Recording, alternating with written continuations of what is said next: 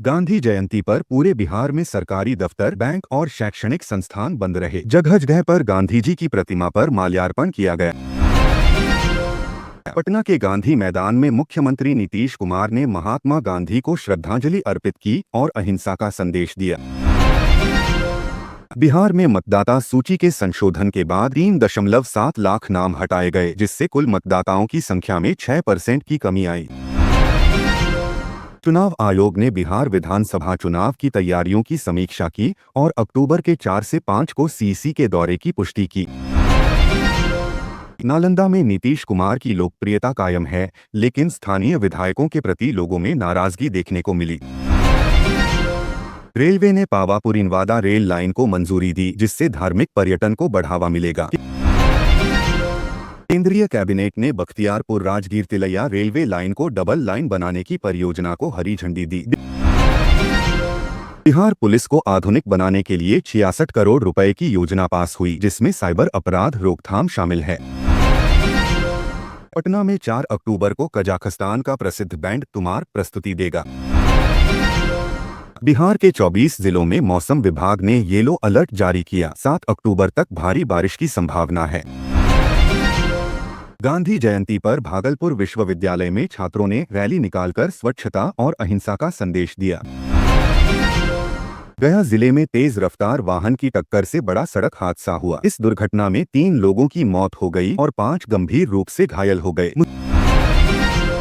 मुजफ्फरपुर में दुर्गा पूजा पंडालों की सुरक्षा बढ़ा दी गई है। भीड़ नियंत्रण के लिए अतिरिक्त पुलिस बल तैनात किया गया है।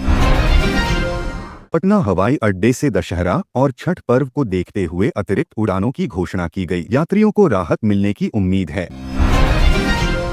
बिहार विधानसभा चुनाव की आहट तेज हो गई है। राजनीतिक दल बड़े पैमाने पर जनसभाओं और प्रचार की तैयारियों में जुट गए हैं।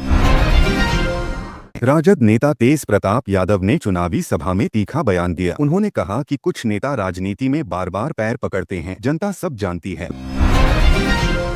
रोहतास जिले में धान की फसल पर कीटों का प्रकोप बढ़ गया है। किसान प्रशासन से मदद और दवा छिड़काव की मांग कर रहे हैं।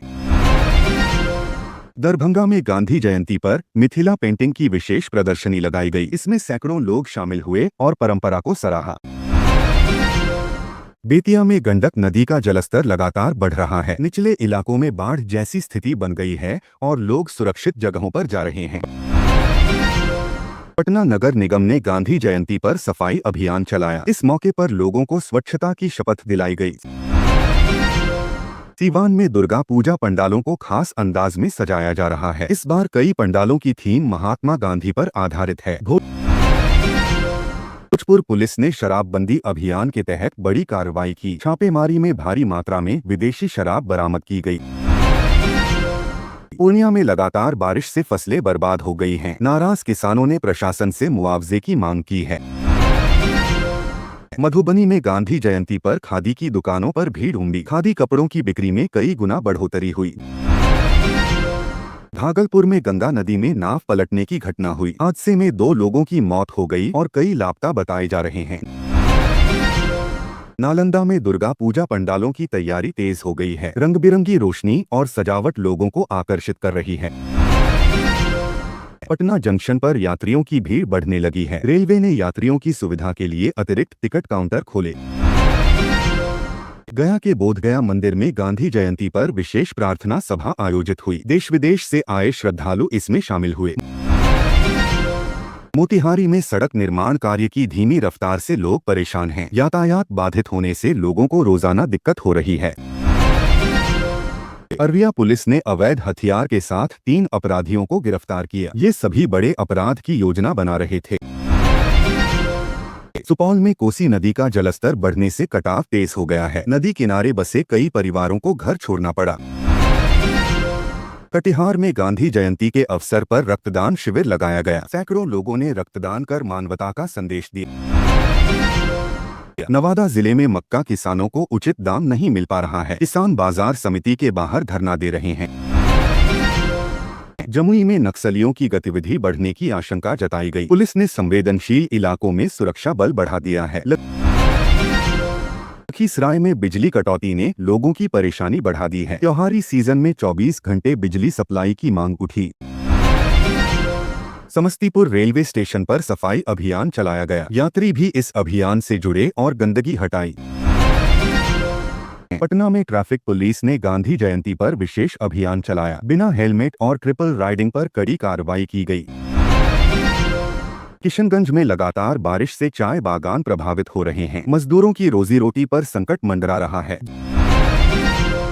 जहानाबाद में अपराधियों ने व्यवसायी से लाखों की लूट की। पुलिस ने मामले की जांच शुरू कर दी है। शिवहर में पंचायत चुनाव को लेकर माहौल गरमाने लगा है। उम्मीदवार घर घर जाकर प्रचार कर रहे हैं। मुंगेर पुलिस ने अवैध हथियार बनाने वाली फैक्ट्री का भंडाफोड़ किया। मौके से हथियार और उपकरण बरामद किए गए। अरवल में भारी बारिश के कारण जल जमाव की स्थिति बनी हुई है। लोग घुटनों तक पानी में आने जाने को मजबूर हैं। पटना एम्स में गांधी जयंती पर मुफ्त स्वास्थ्य जांच शिविर लगाया गया। सैकड़ों मरीजों ने लाभ उठाया। दरभंगा एयरपोर्ट से दुर्गा पूजा के मौके पर अतिरिक्त फ्लाइट शुरू की जाएगी। यात्रियों को सुविधा होगी।